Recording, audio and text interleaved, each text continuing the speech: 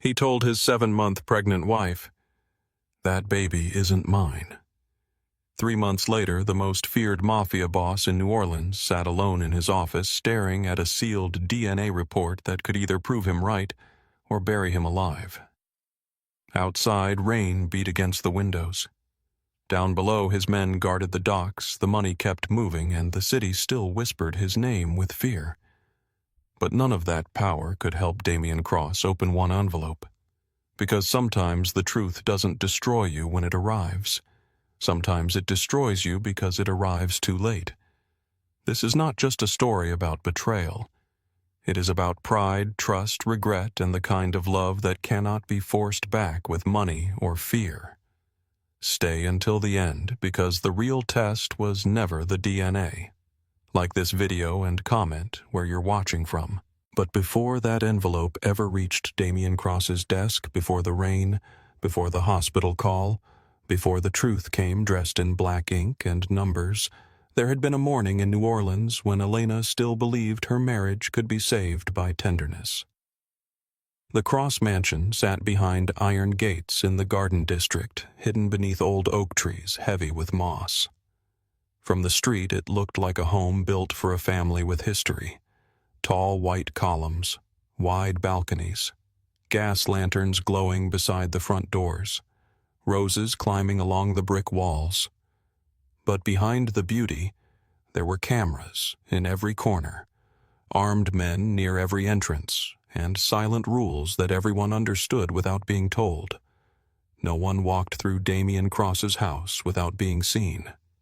No one raised their voice unless Damian allowed it. No one touched Elena.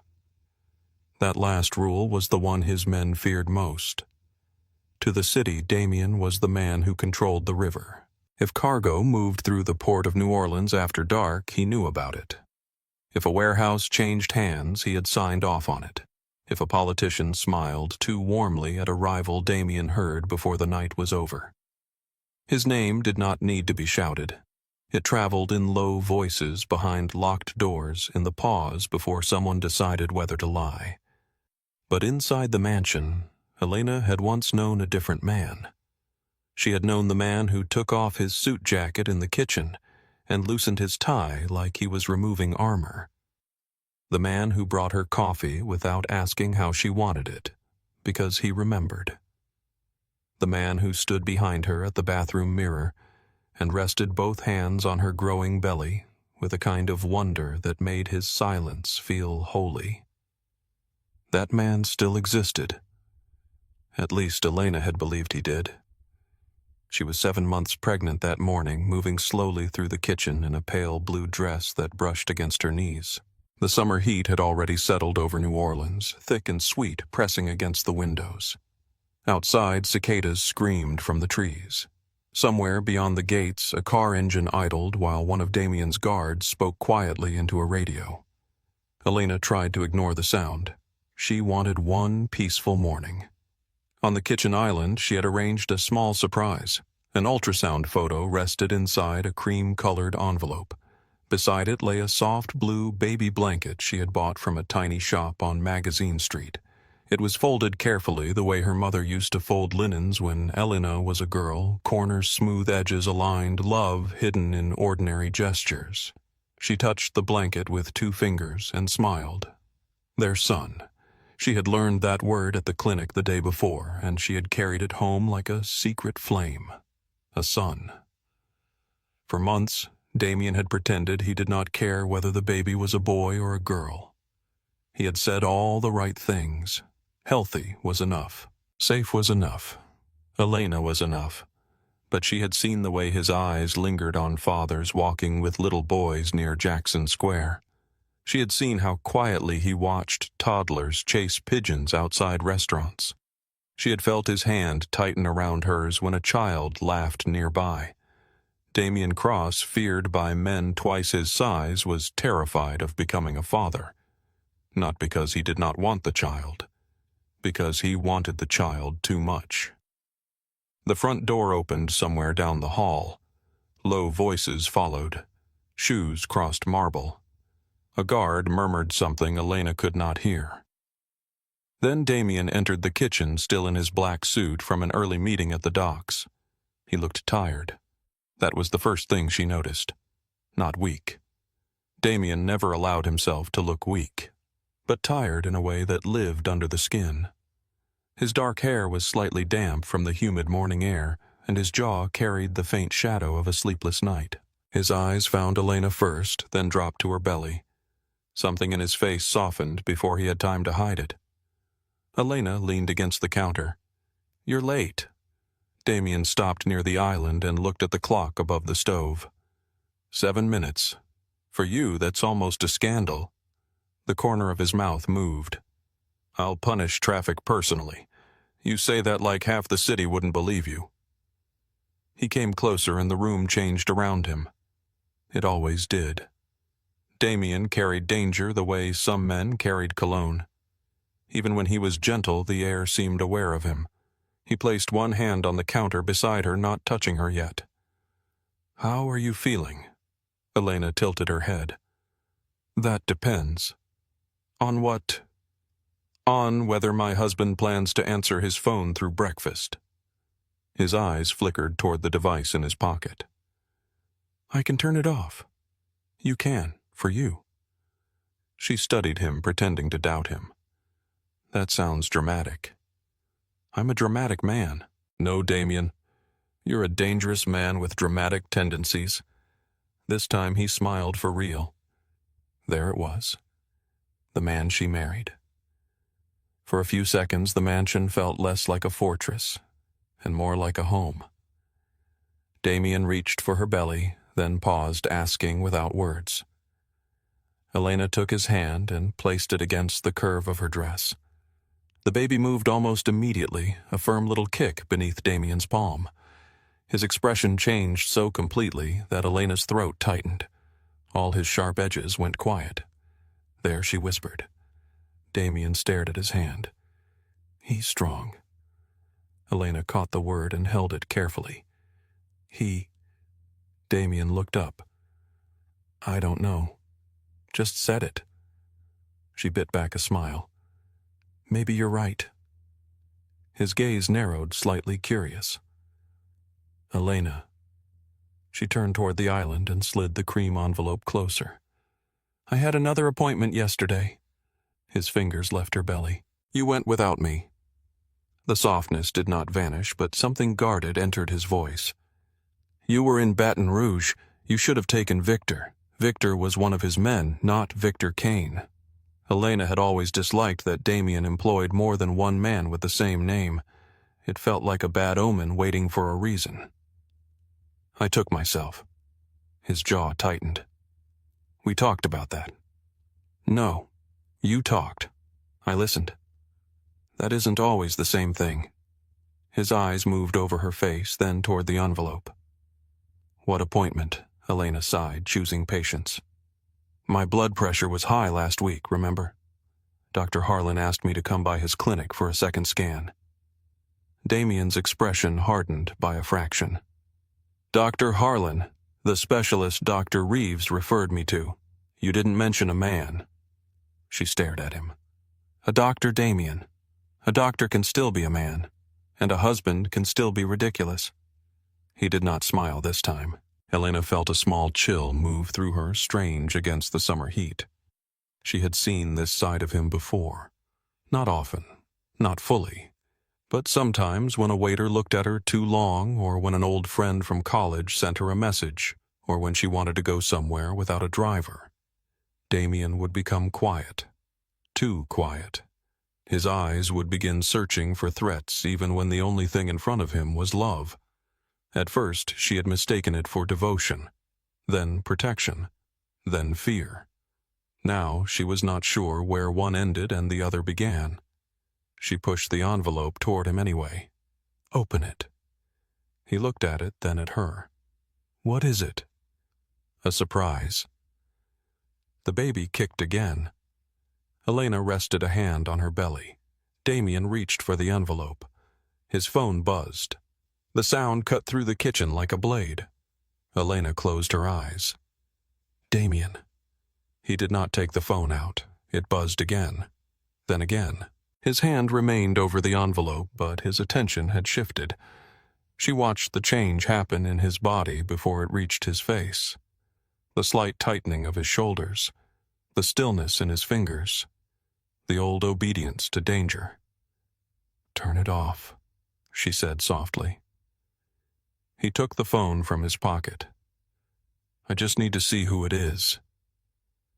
That was the kind of sentence that had eaten hundreds of moments from their marriage.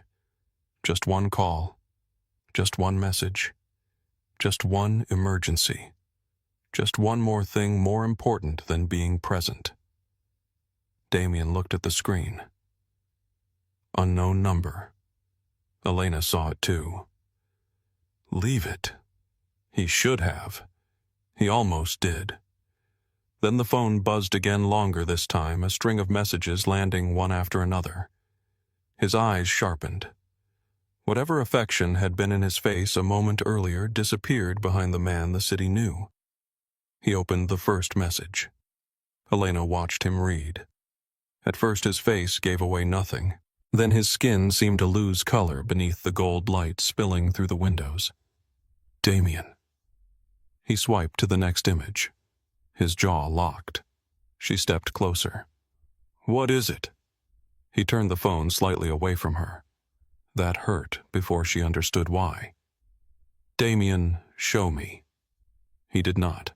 She reached for the phone, but he lifted it out of reach, not roughly, but with enough control to remind her that this kitchen, this house, this entire world had been built to obey him. Her heart began to pound. "Show me." Slowly, he turned the screen. The first photo showed Elena outside the prenatal clinic, one hand at the base of her belly, the other holding her purse. Beside her stood Dr. Harlan, silver-haired, kind-faced, opening the clinic door. The second photo showed the doctor helping her down the front steps after she had become dizzy. His hand hovered near her back, careful but close. The third photo had been taken from across the street. Elena was getting into a dark sedan.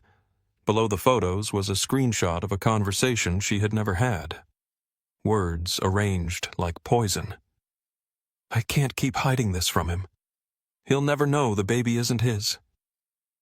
Damien read the message again. Elena stared at it, unable to breathe. "That's fake." He said nothing. She looked up. "Damien, that is fake." His eyes were not on her face. They were on her stomach. It was such a small movement. A glance, less than a second. But Elena felt it like a hand around her throat. "Don't," she whispered. He lifted his eyes. There was pain in them, real pain. But pain can become cruel when it refuses to ask where it came from. "Who is he?" She blinked. "What?" "The man." "Dr. Harlan. I told you. You told me Dr. Reeves. I told you Dr. Reeves referred me to him. You didn't tell me you got into his car." "I didn't." His stare sharpened. "The photo says otherwise. The photo shows me getting into a car, my car, with a driver from the clinic because I was lightheaded and they didn't want me walking alone to the parking lot. Convenient." The word landed harder than a shout. Elena took one step back. He saw it. Some part of him saw that he had frightened her. For an instant, regret crossed his face. Then the old wound rose up and swallowed it. The room around him changed. He was no longer standing in a bright kitchen with his pregnant wife. He was 12 years old again, standing barefoot at the top of a staircase in his father's house, listening to his mother break in the room below. He could still remember the sound. Not loud, not dramatic. Just one breath pulled wrong, like someone had reached into her chest and moved her heart out of place. His father had stood near the front door with another woman's perfume on his coat and lies still wet on his tongue. His mother had asked one question. Damien had not understood it then. "How long did you expect me to live beside a stranger?" The next week, a baby appeared in the newspapers. Not officially. Nothing in families like theirs was official unless money made it so. but everyone knew. Men in restaurants stopped speaking when Damien entered. Women at charity lunches looked at his mother with pity, too polished to be kind. His father denied everything until denial became useless. Then he paid people to be quiet and called it handling the situation. Damien learned young that love did not protect anyone. Proof did. Power did. Control did. And if you were foolish enough to trust without evidence, you deserved the knife when it came. Elena did not know the full shape of that memory. He had given her pieces over the years, never the whole wound. Damien did not like anyone seeing where he could bleed. Now that wound looked at her through his eyes. "Ask me," she said. His face did not change. "I am asking." "No, you're not." "Elena, you're building a case." He looked down at the phone again as if the screen had become easier to believe than the woman carrying his child. She reached for the ultrasound envelope on the counter and held it against her chest. "I went to the clinic because I almost fainted on Tuesday. I called you. Malcolm said you were unavailable. I left a message. I never got it. So that means I lied." He said nothing. Elena's eyes stung, but she refused to let tears fall before he earned them. "Do you hear yourself?" "I hear enough." "No. You hear your father. You hear every lie he told your mother. You hear every ghost in this house except me." His eyes flashed. "Don't bring him into this. He has been in this marriage since the day I moved in." The silence after that was dangerous. Outside, a car rolled over the gravel drive. Somewhere in the hall, one of Damien's men spoke into a radio, then went quiet, as if the walls themselves were listening. Damien set the phone on the island. "Tell me the truth." "I have been. Tell me the truth about the baby." Elena stared at him. Her hand moved to her belly, protective now, not tender. "The baby is yours."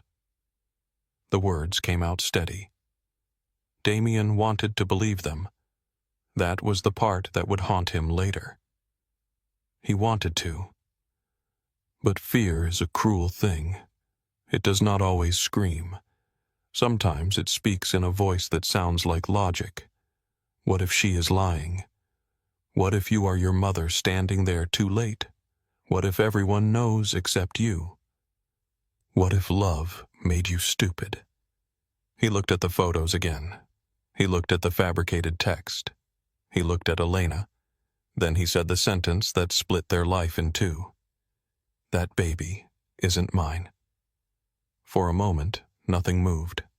Not Elena, not Damien, not even the light. The words seemed to remain in the air between them, too ugly to fall.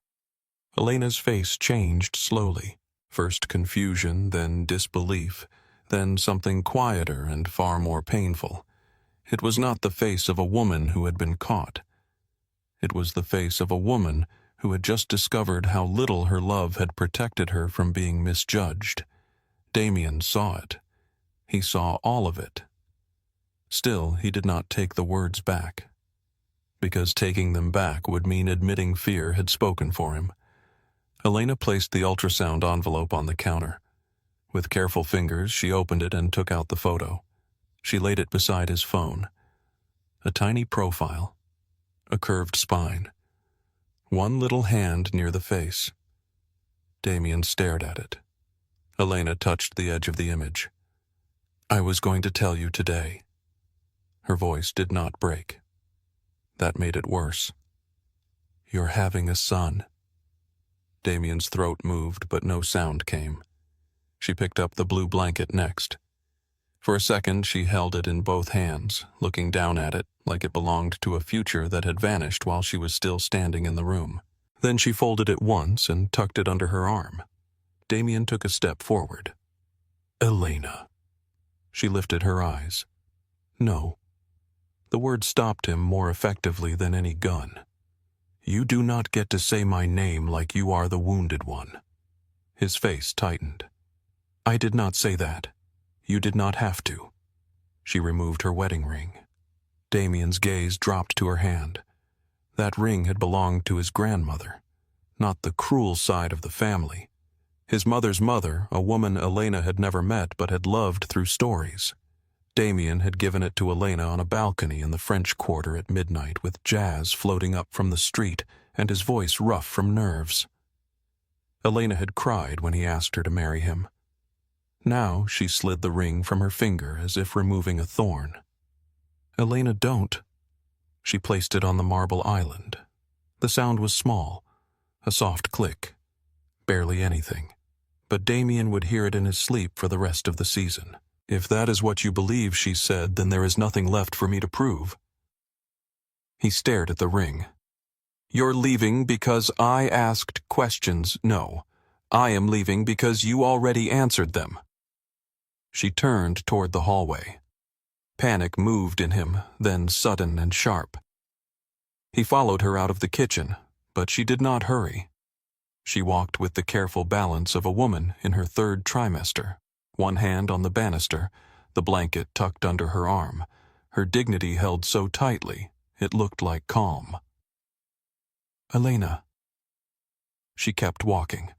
"Where will you go?" She stopped near the foot of the staircase and turned. "Somewhere I can breathe. You think I'll let you walk out alone?" Her expression hardened. There he was again. The man who loved through permission. "If one of your men follows me," she said, "I won't run." Her voice lowered. "I will disappear."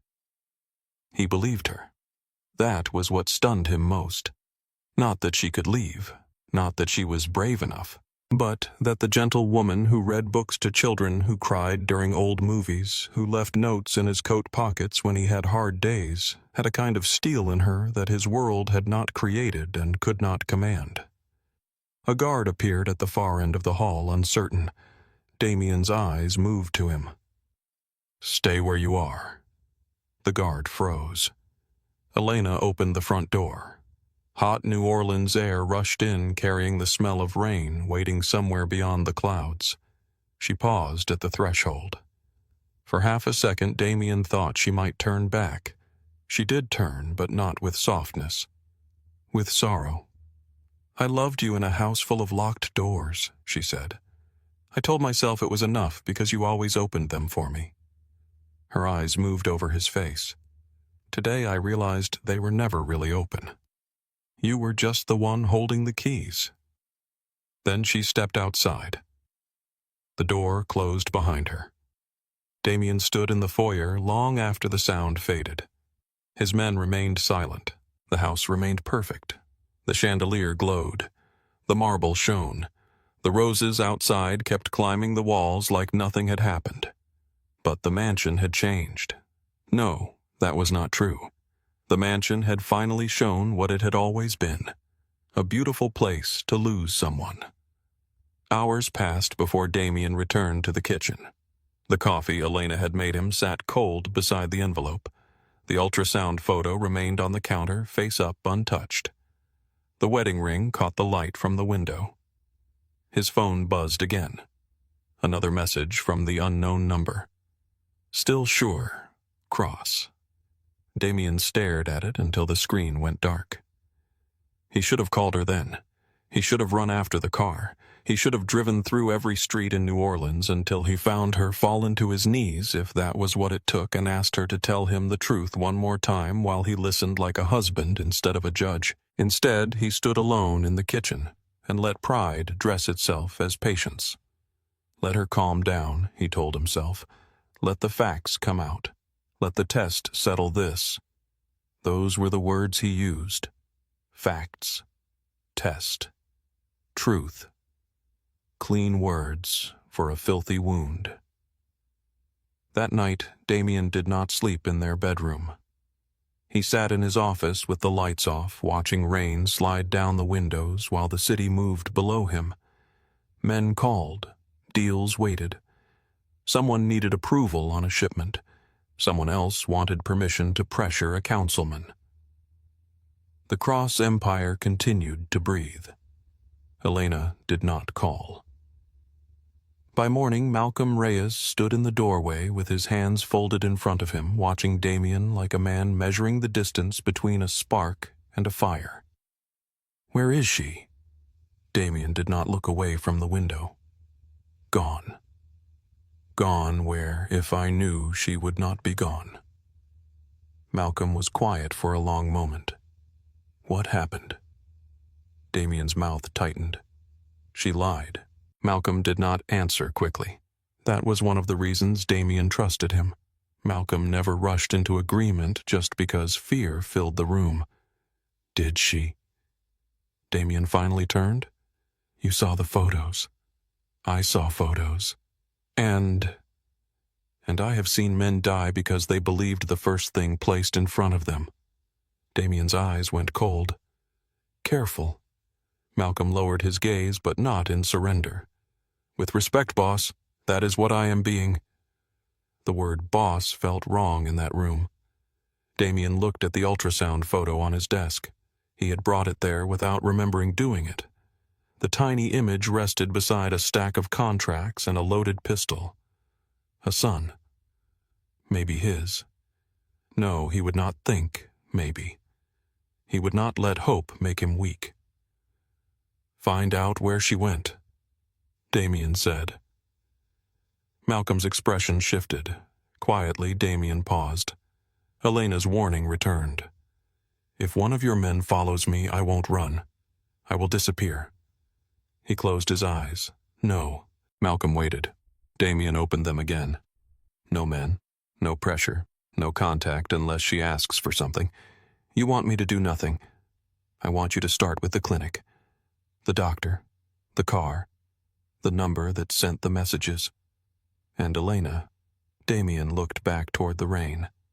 Elena made her choice. Malcolm's voice softened. Maybe she did. Maybe you made it for her. Damien did not answer. The days that followed became a punishment he refused to name. Elena's closet still held the scent of her perfume. Her books remained stacked beside the bed. A half-finished novel lay open on the nightstand, a ribbon marking the page. In the bathroom, her hairbrush sat near the sink. In the nursery, the crib had not yet been assembled. The blue paint samples she had taped to the wall curled slightly at the edges. The mansion was full of proof that she had expected to return. That was what hurt most. She had not planned to leave. He had made staying impossible. Still, stubbornness kept him standing in the ruins with his hands clean and his heart clenched. He told himself a faithful woman would have fought harder. Then remembered her face and hated the thought. He told himself an innocent woman would have explained more. Then remembered she had tried. He told himself the test would settle everything. Then avoided ordering it for 2 weeks.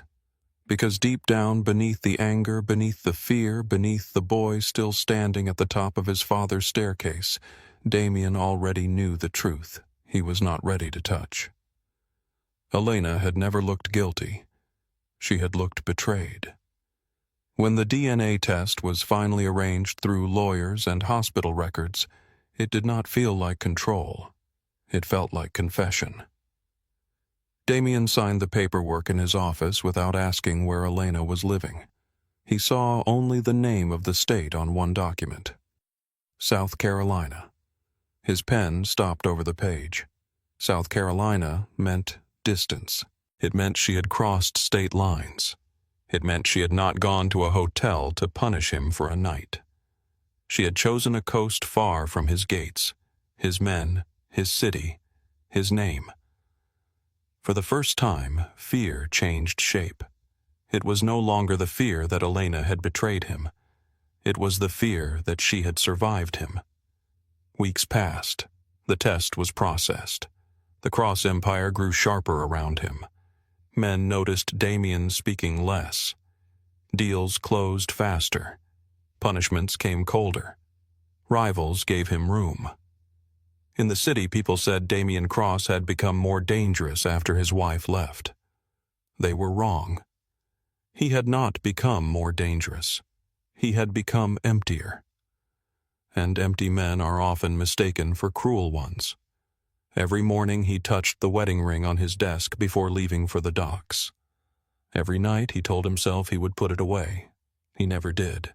Then, 3 months after Elena walked out of the Garden District mansion with a blue blanket and a broken heart, Malcolm entered Damien's office carrying a white envelope. The rain had returned to New Orleans. The river below was gray. The pocket watch ticked on the desk. Damien looked at the envelope and felt the kitchen rise around him again. Elena's hand on her belly, the ultrasound photo, the ring on marble, his own voice saying the unforgivable. Malcolm placed the report in front of him without a word. Damien stared at it for a long time. His empire waited outside the door.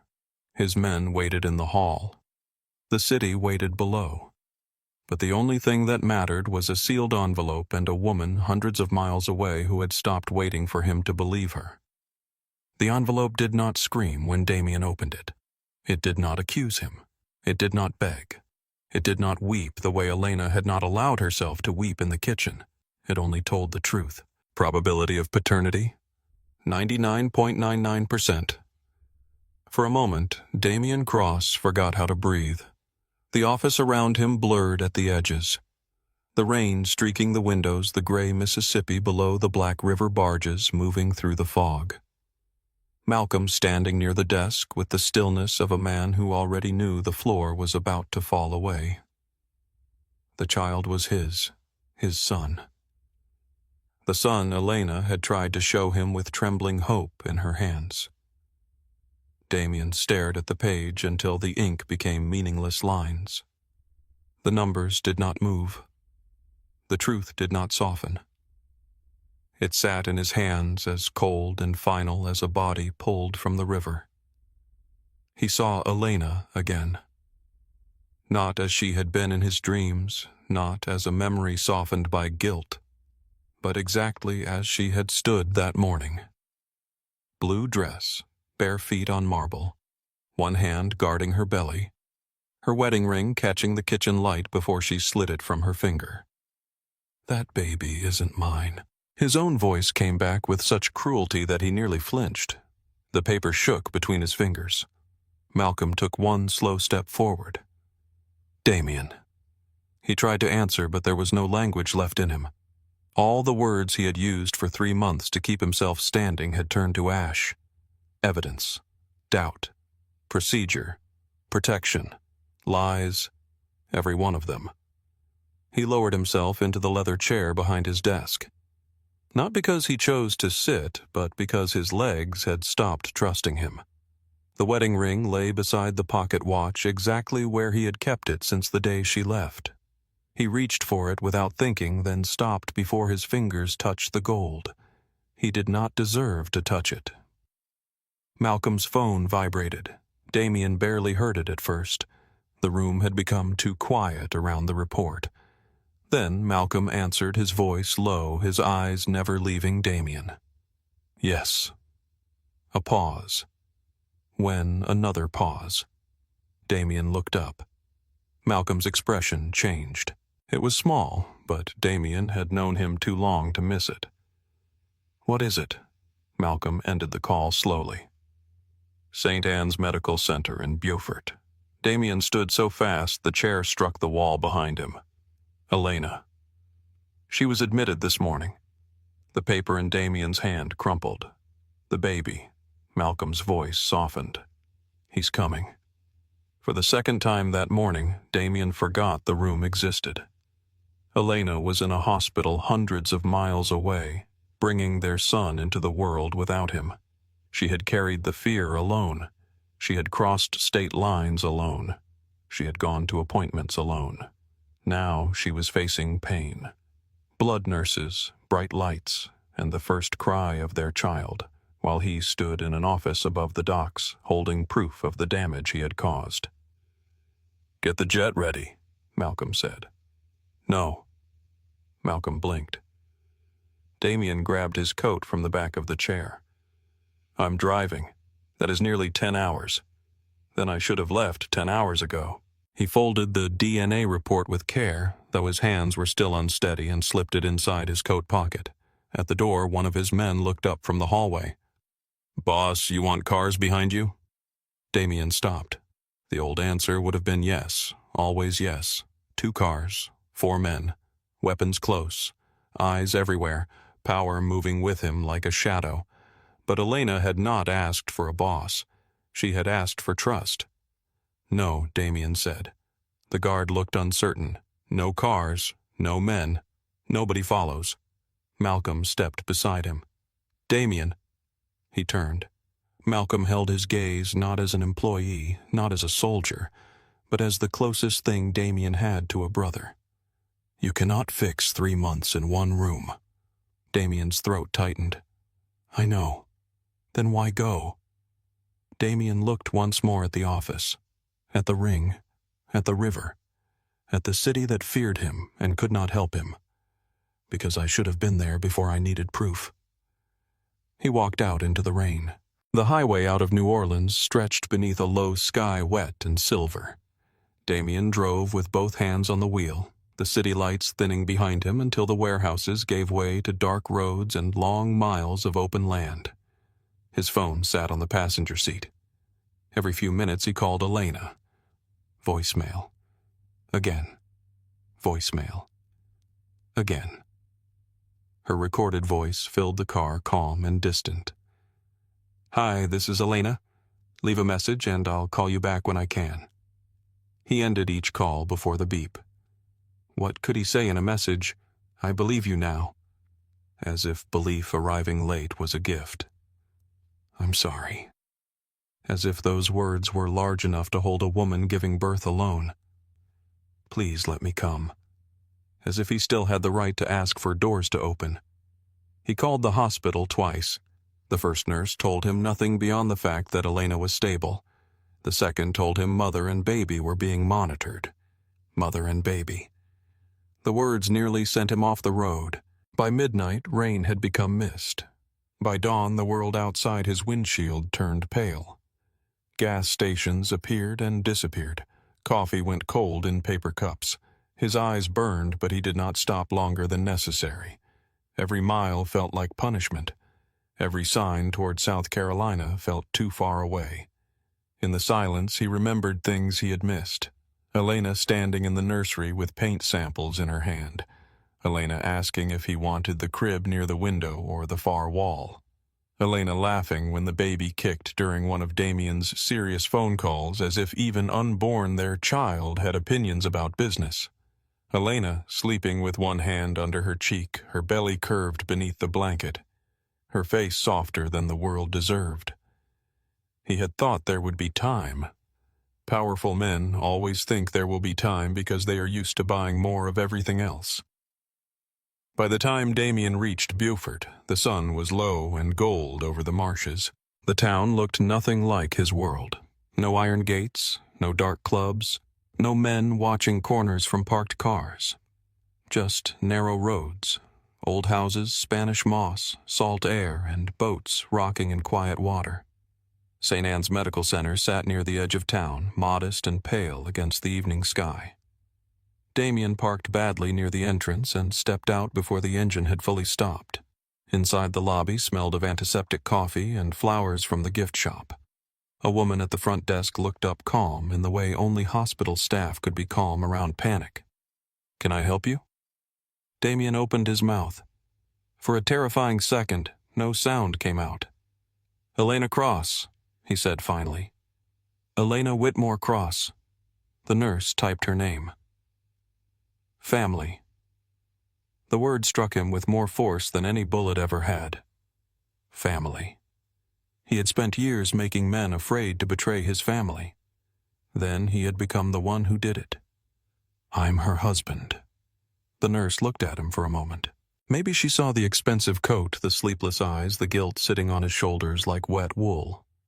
Maybe Elena had left instructions. Maybe mercy simply moved through her that day. 3rd floor, maternity, room 214. "Is she all right?" The nurse's face softened. "She's resting." The elevator ride took less than 30 seconds. It felt longer than the drive. When the doors opened, Damien stepped into a hallway lit by warm lamps. Somewhere nearby, a newborn cried thin and furious, then quieted. A nurse moved past carrying folded blankets. A man in sweatpants slept in a chair with a plastic cup of coffee balanced near his knee. Ordinary people waited in ordinary ways for miracles they had not destroyed first. Damien followed the room numbers. 210, 212, 214. The door was partly open. He stopped outside it, one hand raised but unable to knock. Through the narrow gap he saw Elena. She sat propped against white pillows, her hair loose over one shoulder, her skin pale with exhaustion. She looked smaller than he remembered, but not weaker. Never weaker. There was a quiet force around her, the kind that did not need to announce itself. In her arms lay a baby wrapped in a gray blanket. Their son. Damien's hand dropped to the doorframe. The world narrowed. He had imagined many things during the drive.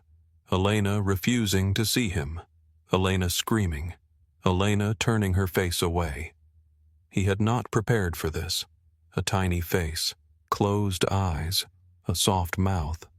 One hand curled near the cheek as if holding a secret. Damien felt something inside him break open.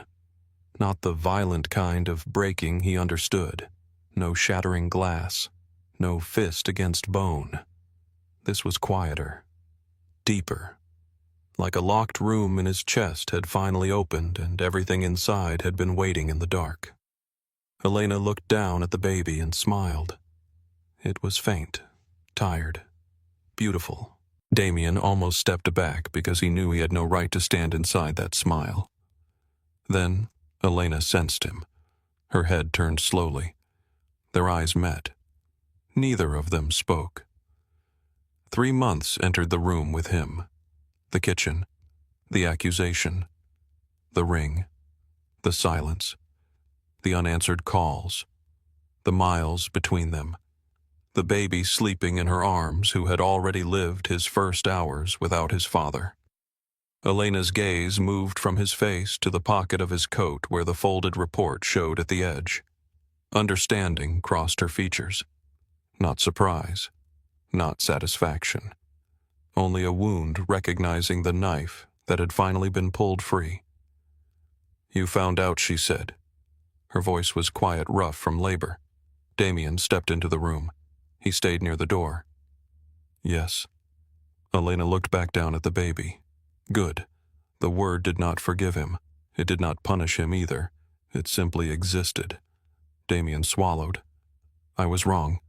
"You were." No anger, no raised voice.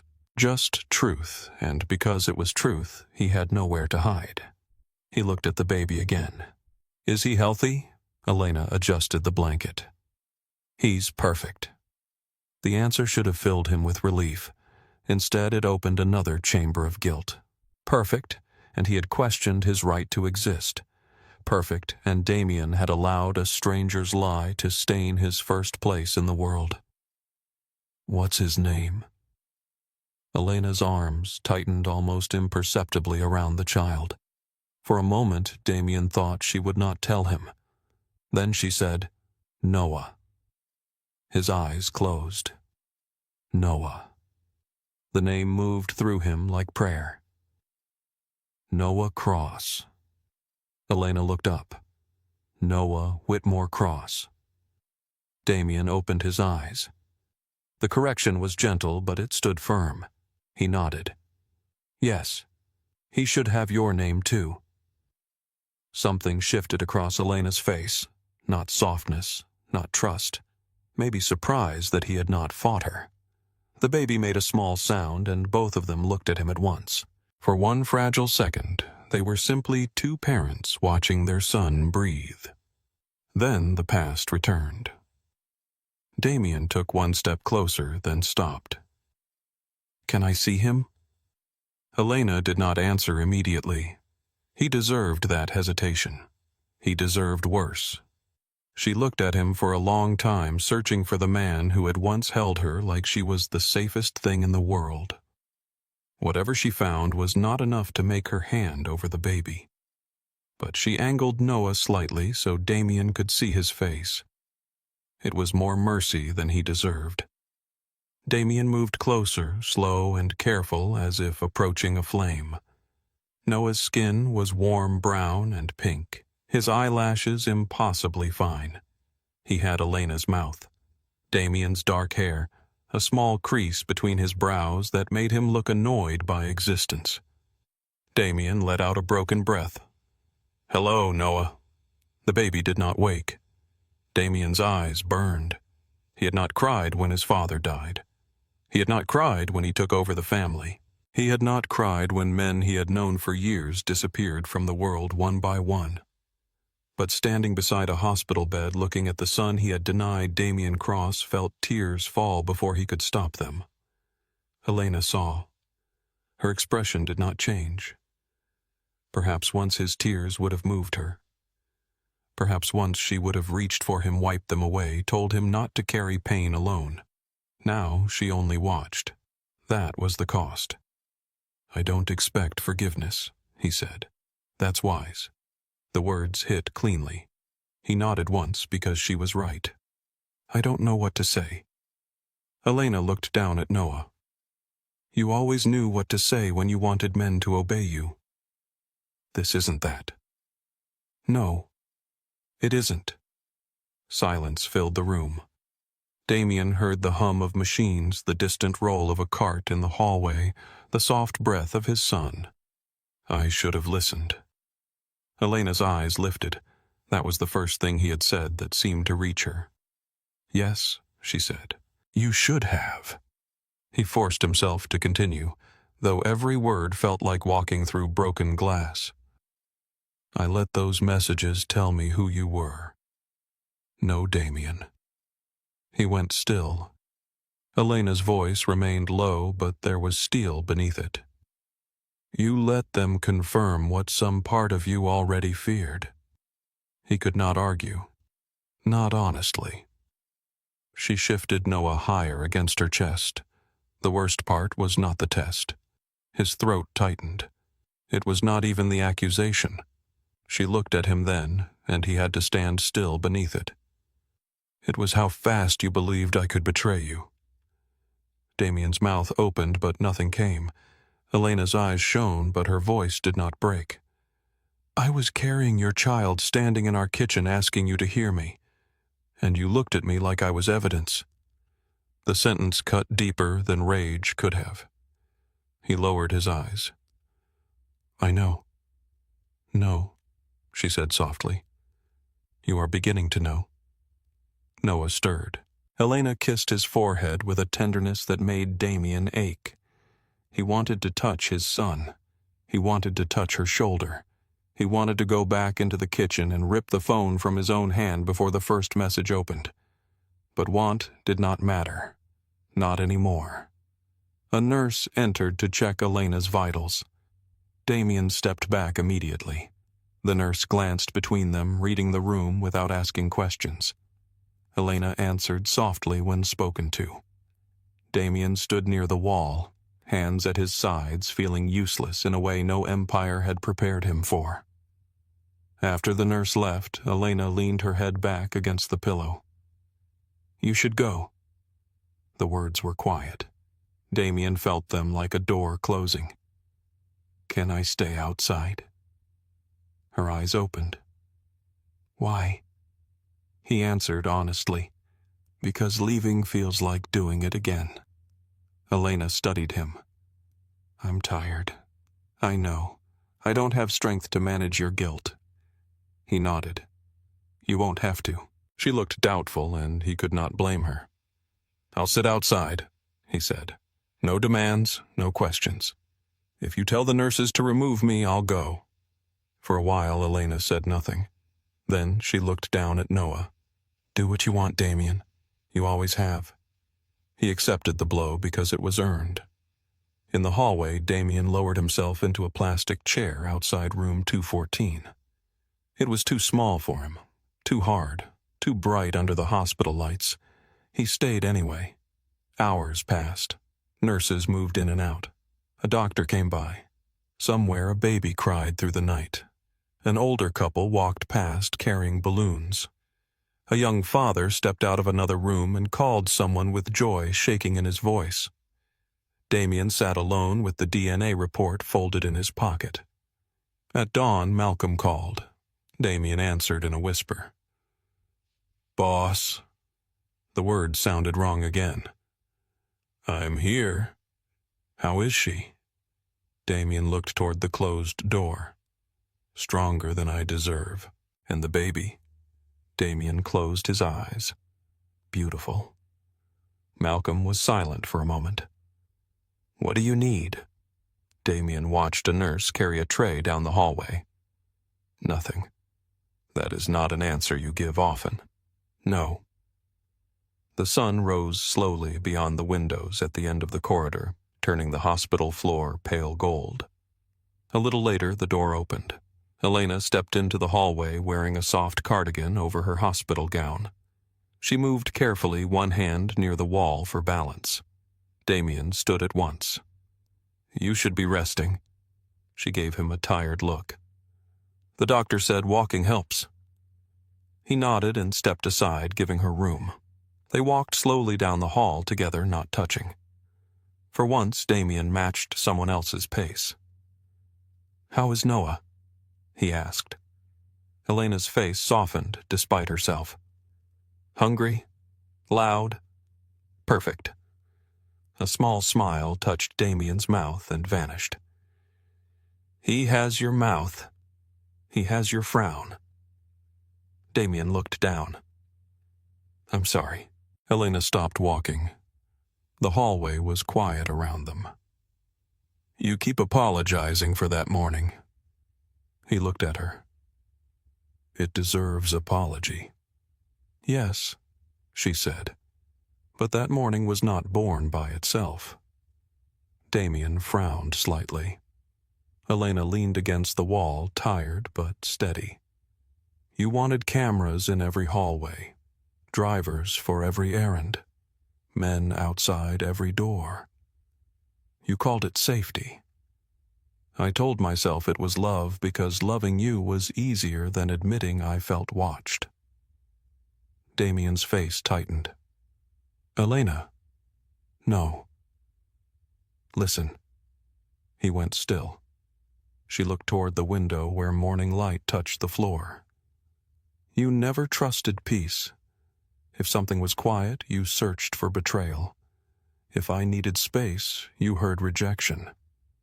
If I disagreed, you heard danger." Her eyes returned to him. The message did not create the crack. It only found it. Damien stood without defense. Every instinct in him wanted to explain, to tell her about his father, his mother, the staircase, the years of humiliation that shaped him. But she knew enough. And even if she knew all of it, none of that would erase what he had done. So he said only, "You're right." Elena looked at him for a long second, as if the absence of argument unsettled her more than anger would have. Then a nurse called her name gently from the doorway. Noah needed her. Of course he did. Everyone who truly mattered needed her, and Damien was only beginning to understand what it meant that she had needed him once. Later that morning, Elena was discharged. Damien carried the small hospital bag because Elena allowed it. Only that. The car seat was already installed in her modest white car. She had done it herself, or someone in town had helped her. The thought stung, but he kept quiet. Outside, Beaufort smelled of salt and warm grass after rain. Sunlight broke through the clouds and settled on the parking lot. Elena buckled Noah into the back seat with careful hands. Damien stood nearby, holding the bag. "Can I help with anything else?" She shut the car door softly. "You already carried the bag." It was polite. Politeness from the woman who once kissed him in doorways felt unbearable. He placed the bag in the trunk. "Elena." She looked at him across the back of the car. "I know I have no right to ask you for anything. That has never stopped you before." He accepted that too. "I want to be his father." Her face changed, but she did not look away. Then learn what that means before you say it like a claim. Damien nodded. I will. Noah does not need a last name with blood on it more than he needs peace. The words struck hard because they were true in ways she could not even fully know. And you? He asked. Elena opened the driver's door. I need time without being cornered by your regret. He stepped back. She sat behind the wheel, then looked up at him through the open door. Do not send men. Do not send gifts I did not ask for. Do not try to buy your way into a home you broke your way out of. I won't. She studied him, measuring the promise. Then she closed the door. Damien watched her drive away with their son sleeping in the back seat. No convoy followed. No orders were given. No one was forced to turn around. The car disappeared beyond the hospital entrance and into the quiet streets of Beaufort. Damien remained in the parking lot long after she was gone. For the first time in his life, there was no enemy to threaten, no deal to make no amount of money large enough to change the thing standing in front of him. Only absence, only consequence, only the thin, painful beginning of understanding that Elena had not taken his family away. He had handed it to grief and called it proof. When Malcolm called again, Damien looked toward the road where Elena had vanished. Do you want me to arrange a flight back? Malcolm asked. Damien watched the South Carolina wind move through the trees. No. Where are you going? Across the street, a small inn faced the harbor. Its sign swung lightly in the breeze. The paint was chipped. The porch sagged a little. It looked nothing like a place Damien Cross belonged. He started walking toward it. I'm staying. Damien Cross had slept in rooms above casinos, in guarded penthouses, in safe houses with steel doors hidden behind bookshelves. He had crossed borders with men willing to die for him and sat across from politicians who smiled while their hands shook under the table. He had lived most of his adult life surrounded by protection. The inn across from the Beaufort harbor offered none of that. His room was on the second floor at the end of a narrow hallway that smelled faintly of lemon cleaner and old wood. The key was brass, not coated. The lock turned with a tired click. The wallpaper near the window had begun to peel from the salt air, and the bed dipped in the middle as if too many lonely people had slept badly in it. Damien stood inside the doorway for a long time, holding a small overnight bag he had bought from a store near the hospital. He had not packed when he left New Orleans. Men like him did not pack. Men like him had things brought to them. Not this time. Through the window he could see the harbor. Fishing boats rocked in the gray light. A gull cried somewhere above the roof. The town moved at a speed that made no sense to him. No one rushed. No one looked over a shoulder. No one seemed to know that Damien Cross was standing above the street with his empire hundreds of miles behind him and nothing in his hands except regret. His phone rang before he took off his coat. Malcolm. Damien answered without sitting down. Tell me, the lieutenants are asking when you're coming back. Damien looked at the harbor. They can keep asking. Victor Kane is moving. That name usually sharpened something inside him. Tonight it barely reached the surface. Moving how he is trying to get 2 dock foremen to break contract. He thinks your attention is elsewhere. It is. Malcolm went quiet. Damien, I know what he's doing. You also know what happens if he thinks grief made you weak. Damien closed his eyes. Grief. He had not let himself use that word. Grief belonged to funerals, to graves, to mothers clutching photographs. But maybe grief also belonged to hospital parking lots, to newborn sons driven away from fathers who had earned their absence to wedding rings left on marble. I'm not weak, Damien said. No. But you are distracted. Damien opened his eyes. Elena told me not to send men. Not gifts. Not guilt. She said that, yes, and you plan to listen. The question was quiet, but it carried history. Malcolm had watched Damien bend rooms to his will for years. He had watched him solve problems with money, silence pressure, and fear. Listening was not a tool Damien had used often. I plan to try. That will be new. Damien almost smiled, but it died before reaching his mouth. Keep New Orleans steady. Do nothing to Victor unless I say. You want me to do nothing while he reaches for your docks. I want you to watch him. And if he thinks watching means permission... Damien looked at his reflection in the dark window. Expensive coat, hollow eyes. A man who could command violence before breakfast and still could not earn one honest look from the woman he loved. Then let him make mistakes. Malcolm exhaled. You sound different. No, Damien said. I sound tired.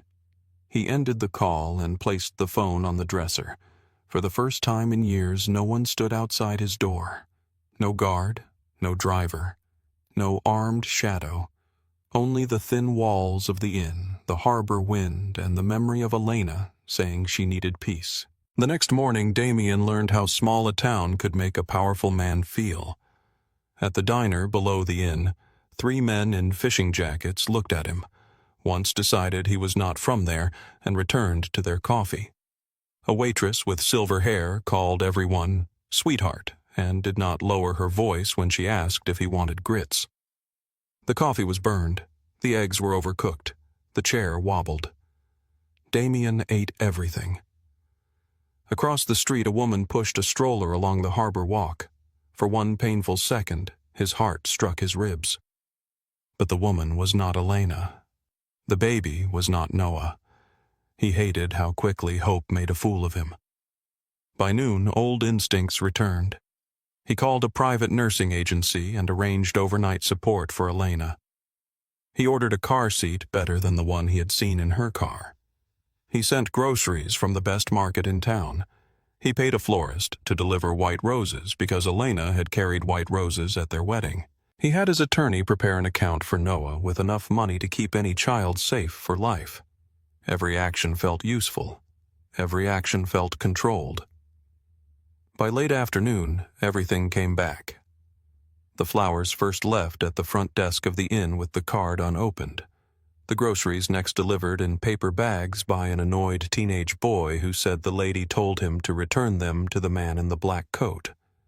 The private nurse called to say Mrs. Cross had declined services. The car seat remained at the store marked refused.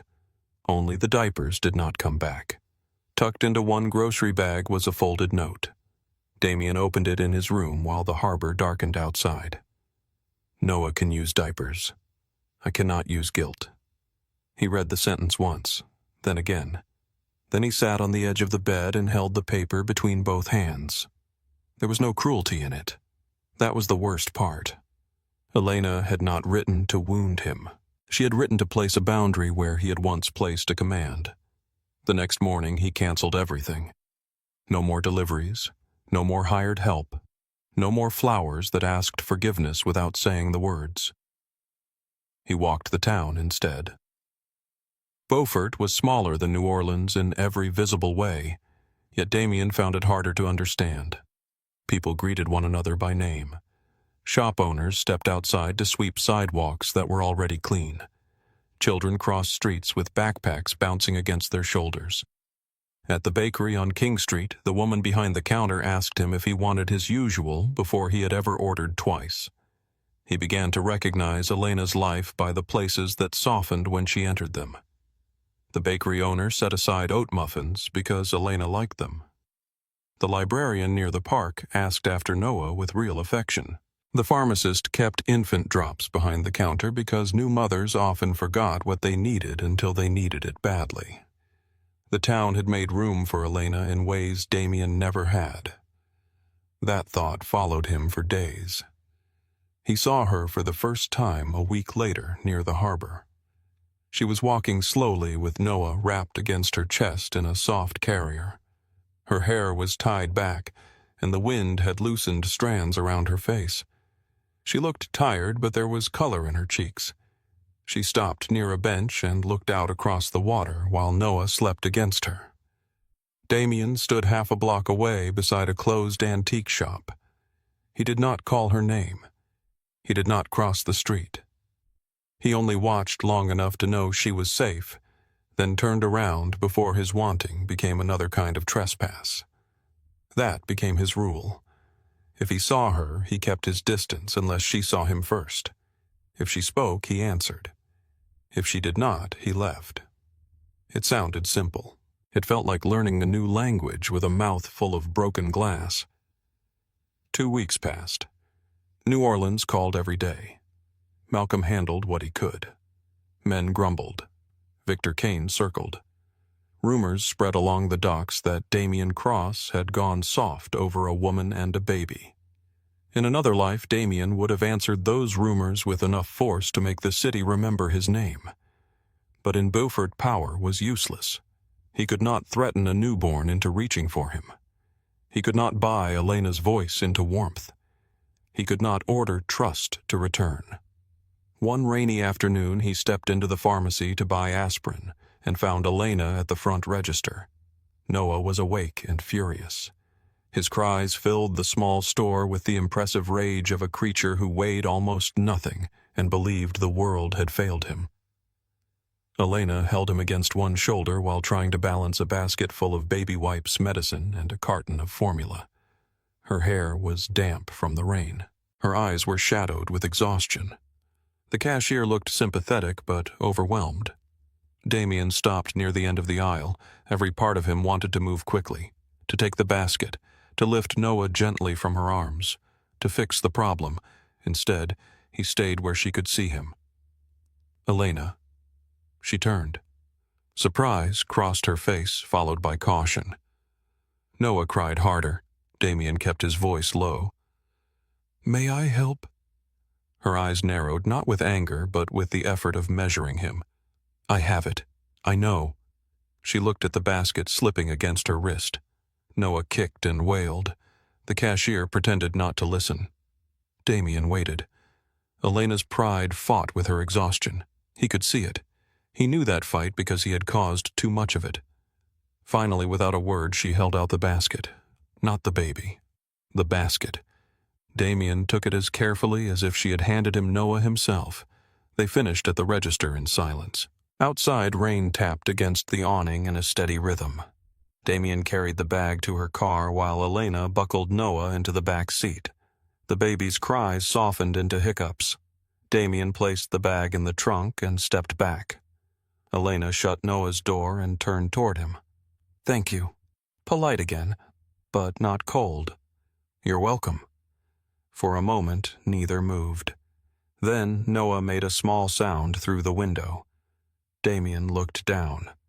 A tiny hand pressed against the glass from inside the car seat, fingers opening and closing with no purpose except life. Damien forgot the rain. Elena saw it too. Her expression changed so quickly he might have missed it once. Pain, fear, softness, all of it gone in a breath. She opened the driver's door. "Goodbye, Damien. Goodbye, Elena." She drove away through the rain. Damien remained under the awning until the pharmacist came outside and asked if he was all right. He said yes. It was a lie, but a smaller one than he used to tell. That night, Malcolm called after midnight. Damien answered from the balcony of his room. Fog rolled over the harbor, blurring the lights on the water. "What did you find?" Malcolm did not waste time. The anonymous messages came through a chain of burner accounts. Whoever sent them wanted us to think it was a jealous lover or someone from Elena's past. Damien's hand tightened around the railing. It wasn't. No. The payment trail leads to a consulting firm registered in Mobile. That firm received money from a holding company tied to Victor Kane. The fog seemed to thicken. Damien said nothing. Malcolm continued. The clinic photos were real. The text messages were fabricated. The third photo was cropped. Elena was getting into a clinic transport car. We found the driver. Damien closed his eyes. Elena had told him. Exactly that. She had told him in the kitchen while he stood there, turning fear into judgment. Victor knew, Malcolm said. Knew what? Knew about your father. Knew about the scandal. Knew what kind of accusation would make you stop thinking. Damien opened his eyes and looked toward the dark town where Elena and Noah slept somewhere beyond his reach.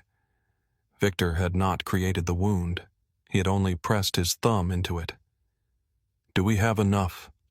To expose him, yes. To ruin him, not yet. Damien was quiet. Malcolm's voice lowered. If you want blood, say so. The old world waited inside that sentence. Men could be sent. Cars could disappear into the night. Victor Kane could learn that Damien Cross still owned fear. It would be easy. Easier than waiting outside a hospital room. Easier than carrying a basket of baby supplies while the woman he loved decided whether he was safe to stand near. For a moment, Damien saw it. Victor dragged into a warehouse near the river. Malcolm watching the door. The truth pulled from him with pain instead of paperwork. Then Damien heard Elena's voice. I need peace. He released the railing. No. Malcolm was silent. No, not like that. He nearly destroyed your family. Damien looked toward the harbor. I did that. You did not fake the messages. No. I believed them.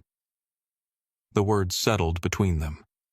Damien spoke again before Malcolm could answer. Build the case. Follow the money. Get the driver's statement. Get the clinic security footage. I want Victor finished in daylight. You sure? No bodies. No midnight lesson. No river. Malcolm's voice changed softer with something like approval. Understood. After the call ended, Damien stood outside until the damp air soaked through his shirt. The next morning he walked to the community library. It was a small brick building beside a park with children's drawings taped in the front windows and a return box shaped like a red schoolhouse. Inside, the air smelled of paper floor polish and coffee from somewhere behind the desk. A librarian looked up. Can I help you? Damien removed his coat. I'd like to make a donation. Her smile brightened with the practiced gratitude of someone used to small checks. That's very kind. We have a form. I don't need my name on anything. She paused. How much were you thinking? Damien looked toward the children's corner. A shelf sagged beneath picture books. One chair had tape around the leg. A faded poster announced a family reading night that had already passed. What do you need? The question seemed to catch her off guard. Well, the roof leaks near the back room. We've been trying to restart the evening literacy program, but childcare is difficult for some parents. The children's section could use new books. We lost funding for summer reading last year. Damien listened. Really listened. Then he paid for all of it. Not with a speech, not with a plaque, not with the cross name shining over the door like another claim. Just paperwork signatures and a request that no one announce it. When the librarian asked why Damien looked at a framed photograph near the desk, Elena stood in it smiling among children holding books. Her hand rested on the shoulder of a little girl missing 2 front teeth. She loves this place, he said. The librarian studied him for a long moment. Then her expression softened, but she did not ask more. After that, Damien began noticing what the town needed. A broken bench near the harbor where mothers rested with strollers. A street lamp that flickered outside the community center. A leaking roof above a room where elderly men played cards on Thursday afternoons. A scholarship fund at the clinic for prenatal visits women could not afford. He paid quietly, sometimes with checks, sometimes through Malcolm, sometimes in cash placed in envelopes with no name. He told no one, but small towns have ears. And Elena had always known how to hear the truth behind silence. One afternoon, nearly a month after Noah's birth, Damien entered the bakery on King Street just as the lunch crowd thinned. The bell over the door rang softly. Warm air carried the smell of cinnamon butter and fresh bread.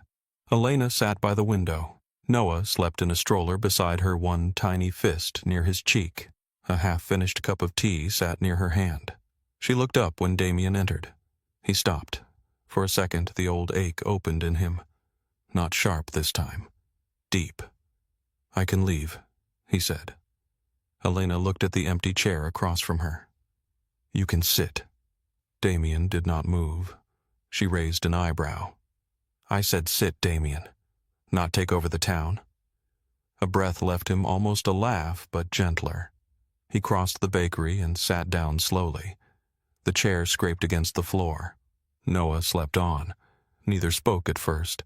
Outside, people passed beneath the bright afternoon sky. A woman carried flowers from the shop next door. A boy rode by on a bicycle, one hand off the handlebars, careless with joy. Elena wrapped both hands around her cup. "People talk here. I've noticed. They talk about you." Damien looked down at the table. "I know. They said the library roof is being fixed." He said nothing. "And the street lamp near the community center." Still nothing. "And Mrs. Keller told me someone paid for her daughter's prenatal bills after her husband lost work." Damien's jaw tightened with discomfort. "I didn't tell them to tell you." "I know." That made him look up. Elena's face was calm, but something in her eyes had shifted. Not trust, not yet, but attention. "That's why I listened," she said. Noah stirred in the stroller, making a soft sound. Elena reached down at once, brushing her fingers over the blanket. The baby settled. Damien watched her hand, the tenderness in it, the ease.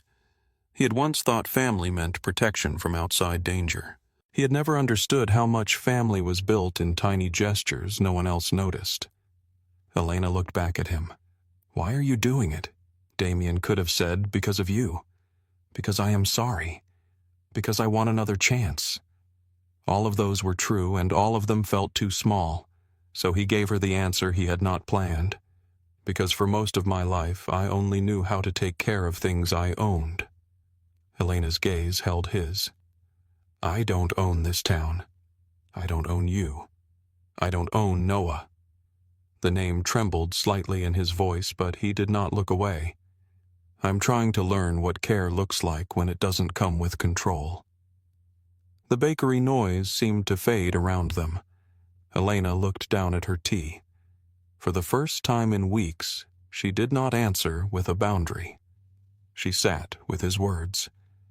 And Damien, who had once filled silence with commands, let the silence remain.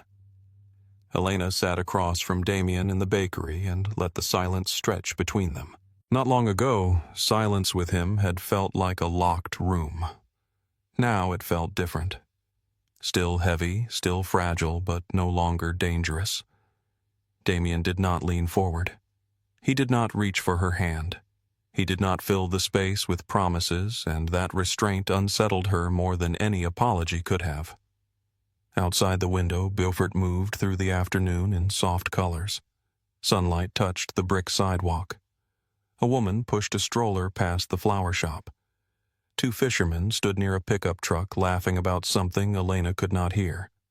The world looked ordinary, and yet Elena knew ordinary things could carry the deepest ache.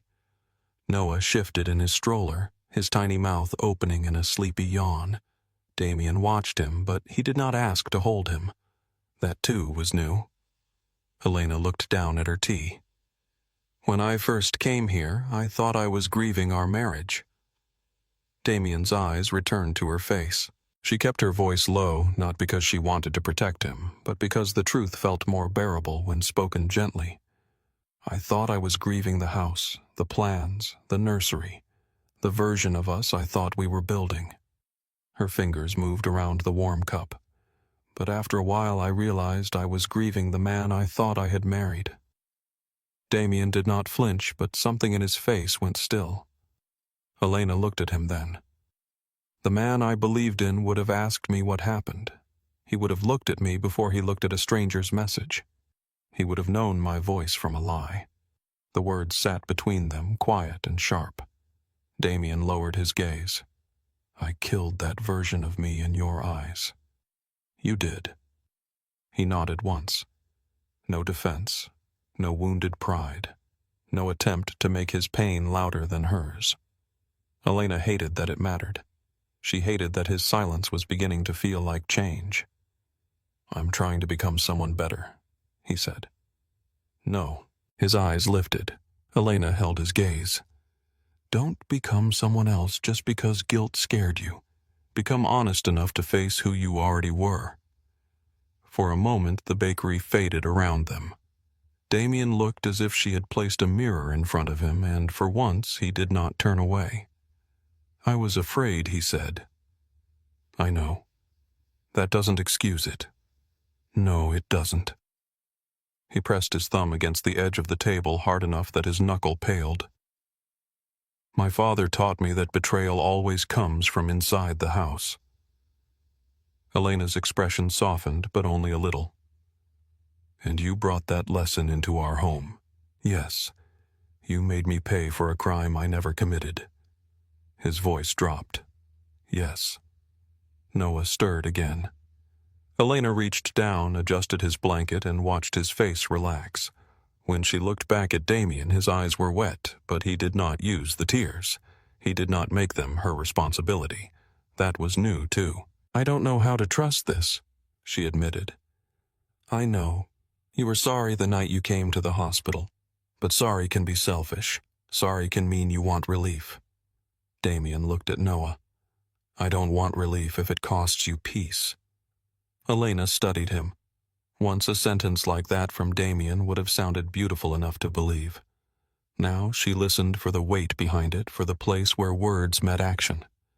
The bell over the bakery door rang. A couple came in laughing, shaking the wind from their jackets. Elena turned her cup slowly.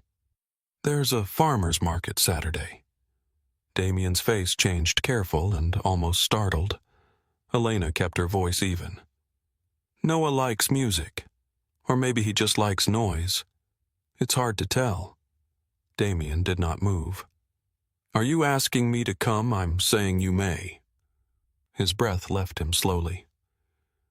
Thank you. Don't make it bigger than it is. I won't. Elena raised an eyebrow.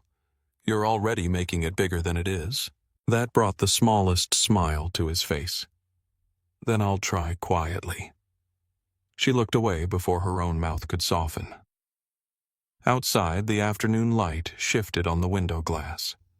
For the first time since the hospital, Elena did not feel the urge to leave immediately. That frightened her. Saturday came clear and bright with a salty breeze blowing in from the water. The farmer's market filled the town square with striped tents, baskets of peaches, jars of honey, fresh bread, and flowers wrapped in brown paper. A small band played near the harbor banjo and fiddle, carrying through the warm air. Damien arrived early. He told himself it was because he did not want Elena waiting. The truth was simpler. He was nervous. He had faced judges, killers, senators, and traitors without a tremor in his hand. Yet standing beside a booth stacked with homemade jam, waiting for a woman with a baby stroller, made his pulse behave like it belonged to a younger, more honest man. Then he saw them. Elena moved through the crowd in a white cotton dress, one hand on Noah's stroller, her hair lifting in the wind. Noah wore a small blue hat that sat crooked over one ear. Elena looked down to fix it, smiling at her son with an ease that made Damien's chest ache. She was beautiful, but that was not what stopped him. She looked alive, not restored, not untouched, but alive in a way that did not depend on him. When she reached him, Damien kept his hands at his sides. Morning. Elena glanced at the jam booth. You're early. I was afraid of being late. That sounds almost normal. I'm trying new things. Noah made a small, excited noise from the stroller. Damien crouched, keeping distance. Good morning, Noah. Noah blinked at him, then waved one unsteady fist. Damien smiled before he could stop himself. Elena saw it. She did not look away. They walked through the market together slowly without trying to name what they were doing. Elena bought apples. Damien carried them because she handed him the bag without ceremony. Noah kicked his feet whenever the music grew louder. At one booth, an older woman selling quilts looked at Damien for too long, then smiled at Elena like she knew more than she should. Small towns did not need cameras. They had eyes. For a while it was almost easy. Then Damien's phone vibrated. He ignored it. It vibrated again. Elena noticed. "You can check it. I don't need to. You don't have to perform peace for me." The sentence stung because it was fair. Damien took out the phone. Unknown number. His body remembered before his mind did. Cold moved through him. The market noise thinned. The band blurred into distant sound. The smell of peaches and bread turned sickly sweet. He opened the message. A photograph filled the screen. Elena stood outside a legal office near the courthouse. Dr. Harlan was beside her, holding a folder. His hand was extended toward her as if he had just given her something.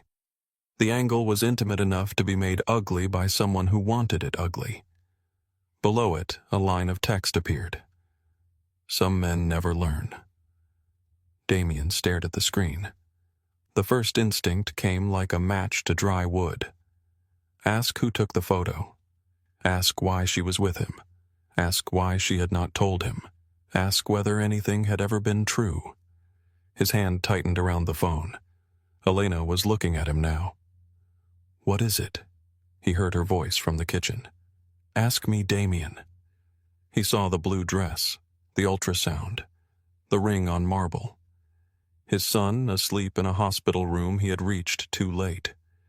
The old fear rose familiar and poisonous, but this time Damien did not obey it. He turned the phone toward her. Not like evidence, like confession. "I got this." Elena looked at the photo. Her face went pale. Damien saw pain move through her eyes before anger reached them, not because she had been caught, because she was being placed back inside the room where he had once failed her. And she asked.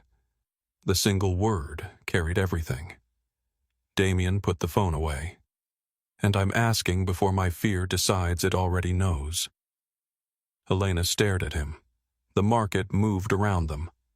A child laughed near the flower stall. The band kept playing. Noah kicked softly in his stroller, unaware that both his parents were standing inside the echo of the moment that had almost destroyed them. Elena's voice was careful. Dr. Harlan signed a medical statement for Noah's birth records.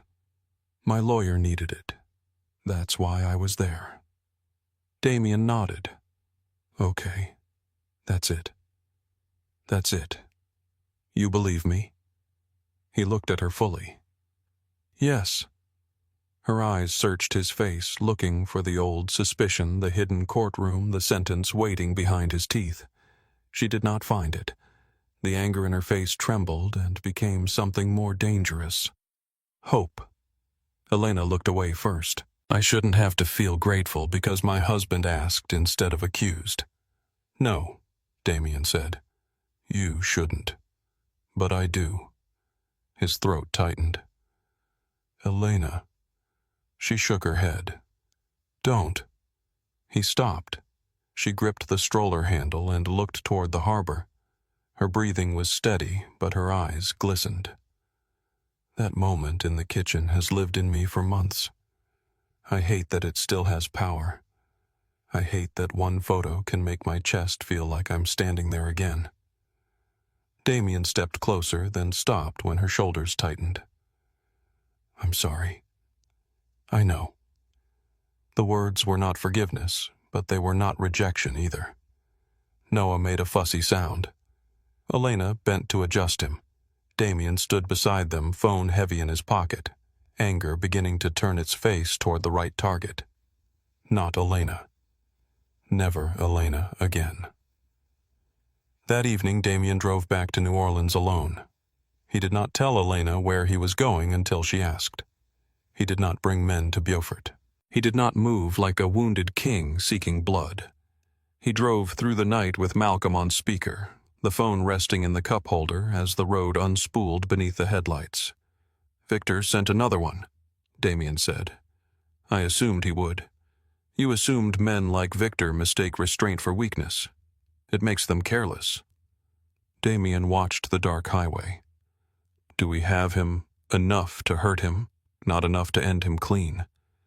Then get enough." Malcolm was quiet for a beat. "You still want daylight?" "Yes. No river, no river. No warehouse, no warehouse." Malcolm gave a low sound that might have been a laugh. "You are becoming difficult in a new way. I'm tired of being easy to manipulate." By sunrise, Damien was in New Orleans. The city smelled of rain, river water, diesel, and old sin. It welcomed him back like it had been waiting to see which version of him returned. At the Cross office near the docks, Malcolm had spread the evidence across a long conference table. Bank transfers, shell companies, clinic security footage, a sworn statement from the transport driver, metadata from altered photographs, copies of messages routed through accounts tied to Victor Kane's consulting network. Damien stood over the table and looked at the shape of the trap. It was almost elegant. That made him hate it more. Victor had never needed Elena to be guilty. He had only needed Damien to be wounded enough to stop listening. Malcolm watched him from the other side of the table. "Old, you would have had him taken by now." Damien picked up one of the photos. Elena outside the clinic, dizzy and pregnant, trusting the world enough to accept a doctor's help. He set it down carefully. Old me already punished the wrong person. By noon, attorneys were in the room. By afternoon, Port Authority officials received documents that made Victor's legitimate contracts tremble. By evening, financial investigators had the first trail of illegal payments. Damien did not raise his voice once. That frightened people more than anger would have. Victor Kane requested a meeting at a private club near the river just after dark. Damien agreed. Malcolm did not like it, but he came with him. The club was old, New Orleans, low lights, dark wood, brass fixtures, and jazz playing from a corner where no one was really listening. Victor sat in a booth near the back, dressed in a gray suit, smiling like a man who believed charm could still buy time. "Cross," Victor said. "You look rested." Damien sat across from him. Malcolm remained standing. Victor's eyes flicked to him. "No guns on the table. I'm almost disappointed." Damien looked at him without expression. "I know what you did." Victor smiled wider. People always say that when they know less than they think. Damien placed one folder on the table. Victor did not open it. His smile thinned. Damien leaned back. "You used my father's scandal because you thought I was still that boy in the hallway." Victor's face shifted before he caught it. There it was. "Enough," Damien continued. "You thought I'd go to war with my wife first, then with you. You thought grief would make me sloppy." Victor lifted his glass. "Didn't it?" The question moved through Damien like a blade, but he did not bleed for Victor. "Yes," he said. Victor's brows rose. Damien's voice stayed calm. "It made me sloppy with the only person who mattered. I won't make that mistake twice." Victor set the glass down. "You think paperwork can hurt me?" "No." Damien stood. "Truth can." Victor laughed, but the sound was thinner now. "You sound like a priest." Damien looked at him one last time. "No. I sound like a man you failed to keep stupid." He left the folder on the table and walked out. Behind him, Victor did not laugh again. Damien returned to Beaufort the next morning. He had not slept. His shirt was wrinkled, his jaw unshaven, his eyes shadowed. Elena noticed all of it when she opened her cottage door. Noah was on her hip, chewing on the corner of a soft cloth book. "You look awful," she said. Damien almost smiled. I've been told worse. By people who survived some. She stepped onto the porch and closed the door halfway behind her. What happened? He told her. Not all of it, not the parts of his world she had never wanted, but enough. Victor, the shell companies, the fabricated messages, the legal case, the meeting. Elena listened without interrupting. When he finished, she looked toward the marsh beyond the road. So he admitted it. Not directly, but he did it. Yes. She nodded slowly. I thought hearing that would make me feel clean. Damien looked at her. Does it know? Noah dropped the cloth book. Damien bent, picked it up, and held it out. Elena let him give it back. Their fingers did not touch, but the space between them did not feel as sharp. He was never the real problem, she said. Damien held her gaze. No, he wasn't. The honesty settled on the porch with the morning light. Noah reached toward Damien's coat button. Elena noticed. After a moment, she shifted the baby slightly closer. Damien did not move until she gave a small nod. He lifted one hand and let Noah wrap tiny fingers around his thumb. The touch was impossibly small. It nearly undid him. Later that week, the farmer's market returned under a sky full of soft clouds. Elena came with Noah in the stroller. Damien met them near the same jam booth, but this time he carried a folder under one arm. Elena noticed immediately. That looks serious. It is. Her expression guarded itself. Damien, it's not a gift. That's what men say before handing women things with strings attached. He absorbed that. You can read it before deciding if there are strings. They walked to a bench near the edge of the square. Music drifted from the bandstand. Noah slept in the stroller, one hand resting open on the blanket. Damien handed her the folder. Elena opened it carefully. The first pages concerned Noah. A trust established in his name protected from cross-family assets untouchable by Damien's business partners, lieutenants, or enemies. The next pages gave Elena full authority over Noah's medical care school decisions and residence unless she chose otherwise. More pages followed. Legal separation of legitimate shipping holdings from criminal networks. Independent oversight.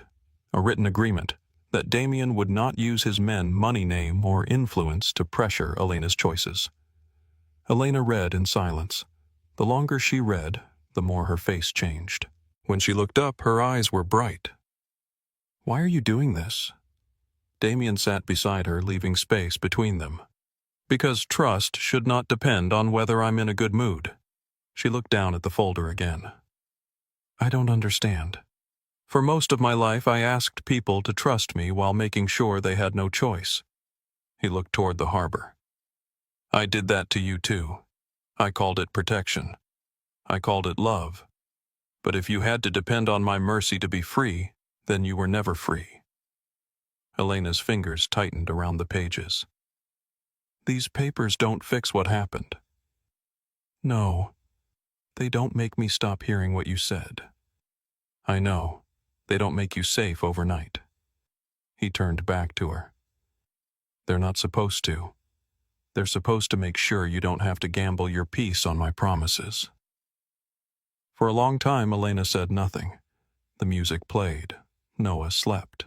People moved around them, buying bread and flowers, arguing softly over peaches, living ordinary lives in the middle of their fragile one. Elena closed the folder. I'm still hurt. Damien nodded. I know. Some days I still wake up angry. You should. Some days I miss you and hate myself for it. His breath caught, but he did not reach for her. Elena looked at him then, and for the first time she let him see the conflict in her face. Love had not vanished. Pain had not either. They stood together inside her, neither willing to leave. I don't know what happens to us, she said. Damien's voice was rough. Neither do I. That scares me. Me too. The answer surprised her. Damien Cross had once treated uncertainty like an enemy. Now he sat beside her inside it, hands open, waiting without demanding the ending. Elena looked down at his hand, resting on the bench.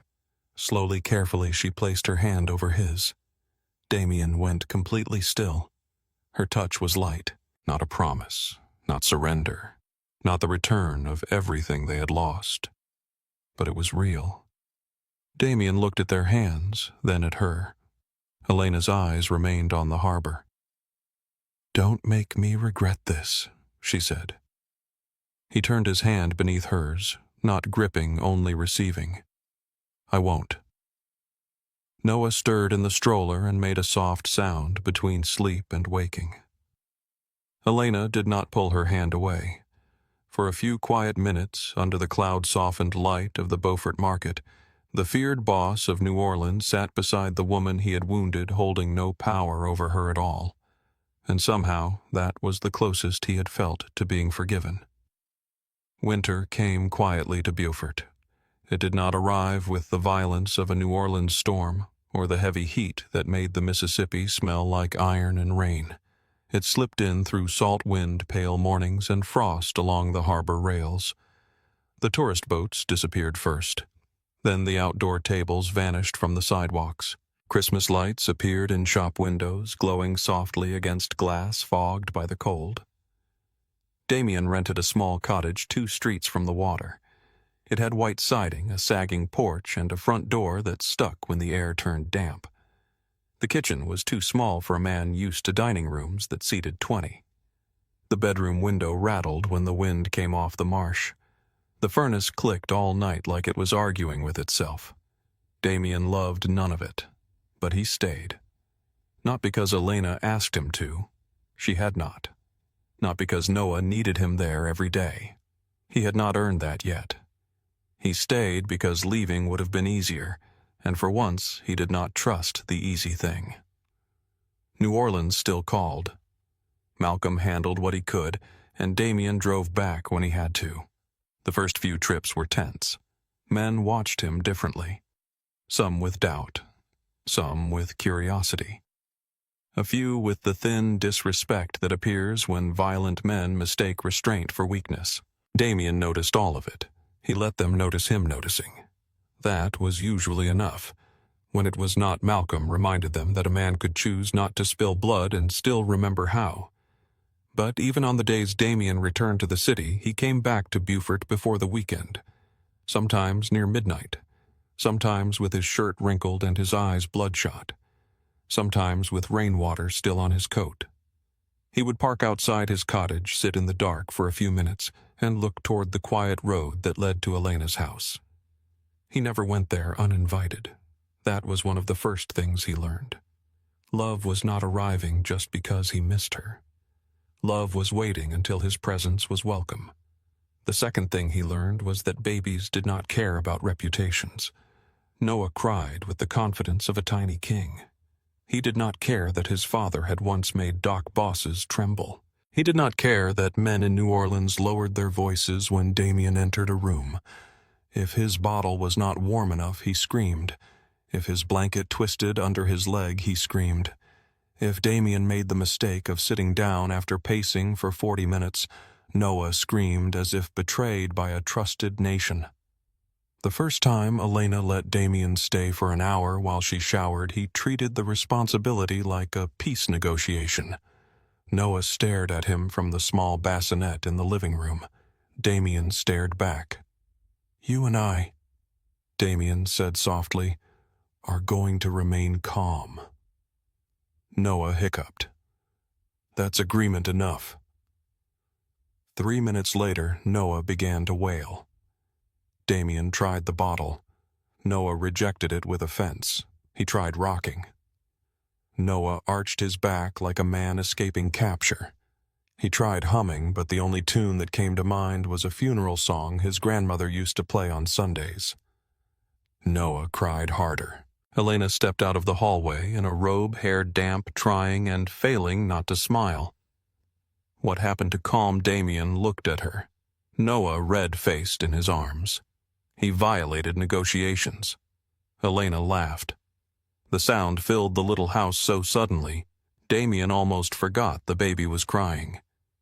Then Elena came close, showed him how to hold Noah higher against his shoulder, how to sway with small steps, how to pat gently instead of like he was trying to restart a machine. Noah quieted. Damien looked down at him, stunned. Elena watched Damien's face soften. "You were holding him like he owed you information," she said. "I was under pressure.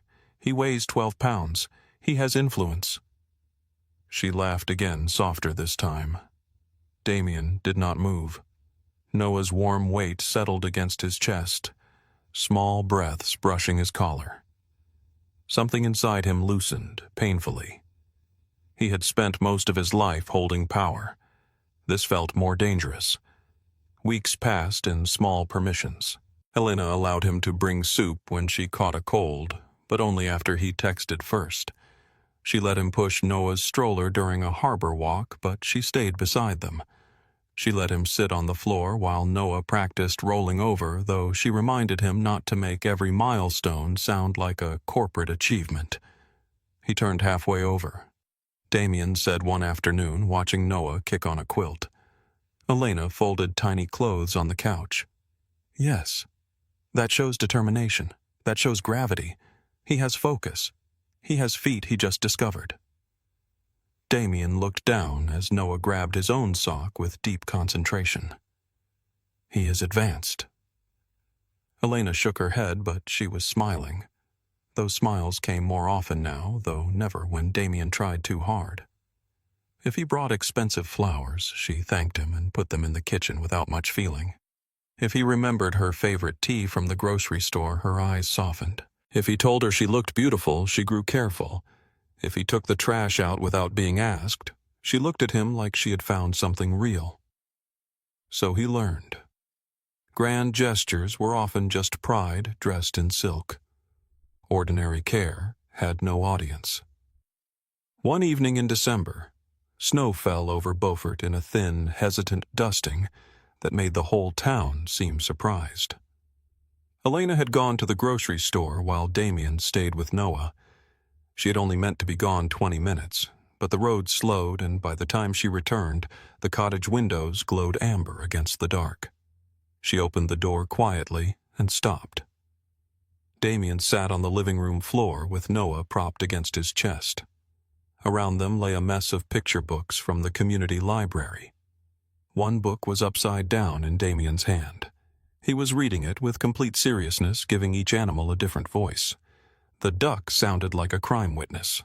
The cow sounded like Malcolm. Noah was fascinated. Elena leaned against the doorway, grocery bags hanging from both hands. Damien looked up. "How long have you been there?"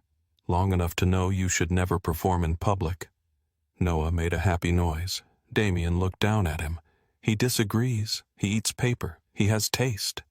Elena came inside, smiling. She set the bags on the kitchen counter and stood there for a moment longer than necessary, watching them. There had been a time when this scene would have broken her because of how badly she wanted it. Now it frightened her because it no longer felt impossible. Later, after Noah fell asleep upstairs, Elena sat at the kitchen table sorting papers. Bills, clinic forms, library schedules, a recipe card from a neighbor. Damien stood at the sink, washing bottles, sleeves rolled up, moving with the careful focus of a man handling fragile evidence. Elena opened a small drawer and found the old library card. Her mother's card. The edges were faded, the blue ink worn nearly gray. The corners had softened from years in Elena's wallet, years in coat pockets, years carried from one version of life into another. Damien noticed the change in her face. "You still keep it with you." Elena touched the card with her thumb. "Always." He dried his hands on a towel and came closer, but not too close. "You told me once your mother loved libraries." "She did." Elena smiled faintly. "She said a library card was proof that even if you had nothing, you still had somewhere to go."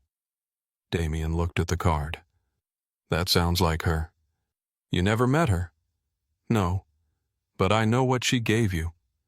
Elena looked up. The words had not been polished. That was why they reached her. She turned the card over. She used to say trust was like borrowing a book. Damien waited. You receive something valuable. You take care of it. You return it in better condition if you can. Her smile faded. And if you damage it, you don't get angry when the owner hesitates to hand you another one. Damien lowered his eyes. I damaged more than I understood. Yes. No cruelty. No comfort. Just the truth sitting calmly at the kitchen table between them. After a moment, Elena placed the card beside his hand. He did not touch it. She noticed. You can. Damien looked at her. Are you sure? Elena nodded. He picked up the card with the care of a man touching a sacred thing. For years, his world had taught him that valuable objects were heavy. Gold, guns, contracts, keys to warehouses, names written in ledgers. This card weighed almost nothing. Still, his throat tightened. Elena watched him hold it. My mother also said families break in private long before anyone sees the pieces. Damien looked at her. And what did she say after that? Elena leaned back in her chair. She said, rebuilding is not pretending nothing happened. It is choosing where each piece belongs now. The house grew quiet around them. Upstairs, Noah made a soft sound in his sleep, then settled. Damien placed the card back on the table closer to Elena than to himself. I don't want to be the piece that cuts you again. Her eyes stayed on him. Then don't. Spring came with warmer rain and yellow flowers along the roadsides. The marsh brightened, the harbor filled again. Children returned to the park beside the library running over wet grass, while parents called after them with the tired devotion of people who had said the same names too many times and would say them forever. By then, Damien had become a strange but accepted part of Beaufort. He repaired a shelf at the library and did it badly enough that 3 children corrected him. He showed up at the diner every Friday and ordered coffee no one could convince him was good. He carried boxes for the literacy program and listened while the librarian explained where everything belonged. He let old Mrs. Keller tell him he looked too thin and then ate the biscuit she put in his hand, like he had been given an order from a higher authority. Elena noticed all of it. Not because people told her, though they did. Because Damien no longer seemed to be performing. He was simply there. One afternoon, she arrived at the library with Noah on her hip and found Damien sitting cross-legged on the children's rug, assembling a small bookshelf while 4 toddlers surrounded him with opinions. A little boy pointed at the side panel. That part goes there. Damien studied it. Are you sure? Yes. A little girl shook her head. No, it goes upside down. Damien nodded gravely. I see we have a leadership dispute. Elena covered her mouth to hide a laugh. Damien looked over and caught her. The smile that passed between them was small but easy. Later that evening, they walked along the harbor with Noah asleep in the stroller. Sunset spread gold across the water. Boats creaked against their ropes. A breeze moved through Elena's hair, and Damien kept his hands in his coat pockets so he would not reach for her without permission. Malcolm called, he said. Elena glanced at him. Everything all right? Yes. Victor agreed to a settlement. His port contracts are gone. The holding company admitted to funding the fabricated evidence. Elena listened her gaze on the water. For months the name Victor Kane had carried weight. Now as the waves tapped against the dock posts, it sounded smaller than she expected. So it's over, she said. That part is. She nodded slowly. I thought hearing that would feel different. So did I. She stopped walking. Damien stopped too. Elena looked out at the harbor. He lit the match. Damien's voice was quiet. I left the house full of gas. She looked at him then. There was no performance in his face. No attempt to be poetic. He meant it plainly, and the plainness mattered. "You were the wound," she said. He accepted it. "Yes." She studied him for a long moment. "You don't have to stay the wound." The words entered him slowly. He looked away because if he kept looking at her, he might ask for too much. Noah shifted in the stroller, kicking the blanket loose. Damien bent and tucked it back around him. Elena watched his hands, careful and practiced now. That night, when they reached her cottage, Elena did not invite him in right away. She stood on the porch with one hand on the stroller handle. Damien prepared himself for goodbye. Instead, she took her mother's library card from her purse. The worn card rested in her palm. Damien looked at it, then at her. "Elena." She stepped closer and slipped it into the breast pocket of his coat. His breath caught. "I'm not giving it to you," she said. He looked down at the pocket. "I know. I'm sharing it." The porch light glowed behind her. Noah slept between them. Somewhere down the street, a dog barked once and went quiet. Damien's voice was rough. "I'll take care of it." "I know." The words were soft.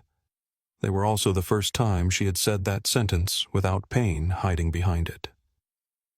Summer arrived almost 1 year after Elena had driven into Beaufort with swollen feet, a suitcase, and a heart she had been too proud to call broken.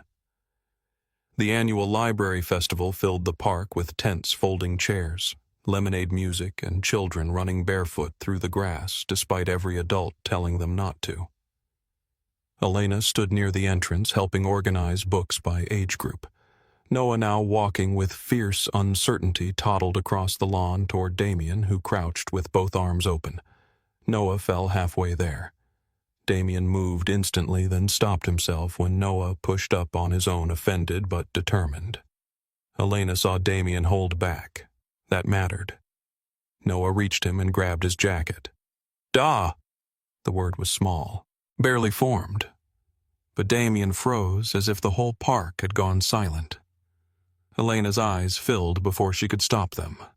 Damien looked at Noah, then at Elena, asking without words if he had heard correctly. She nodded. He picked Noah up slowly and held him close, his eyes closed against the top of his son's head. For a moment, Elena saw the man from the kitchen, the man from the hospital, the man from the inn, the man on the library floor, all folded into this one father, holding a child who did not know how much had been survived to reach his arms. After the festival, when the crowd thinned and the sky turned soft with evening, Elena found Damien sitting on the harbor bench. Noah slept in his stroller beside him, one hand curled around a cloth book. Elena sat down. Neither spoke for a while. The silence between them had changed again. It was not empty. It was full of everything they no longer needed to defend. Damien looked toward the water. "Do you ever think about how different everything could have been?" Elena followed his gaze. "Sometimes. I almost lost all of this." She reached for his hand. This time, she did not hesitate. "But you didn't. Because you gave me a chance." She shook her head. "Because you chose to become someone who could be trusted with one." He looked at their hands. "Do you trust me now?" Elena watched the lighthouse in the distance begin to glow against the darkening sky. "I trust who you keep choosing to be." Damien turned his hand and gently held hers.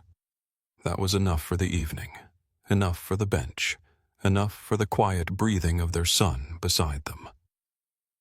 3 years later, autumn returned to the Carolina coast with clear skies and cool wind. Noah ran ahead along the shoreline collecting shells as if each one had been placed there for him alone. He had Damien's dark eyes, Elena's smile, and the reckless confidence of a child loved by two people who knew exactly what love had cost. "Mom, Dad, look." He held up a shell no bigger than his thumb. Damien crouched. "That is impressive." Noah beamed. Elena laughed. "You said that about the last 6. They were also impressive." Noah ran toward the old bench near the lighthouse path. Elena and Damien followed more slowly. The lighthouse beam swept across the water, steady and pale against the evening. Noah climbed onto the bench between them and pointed toward it.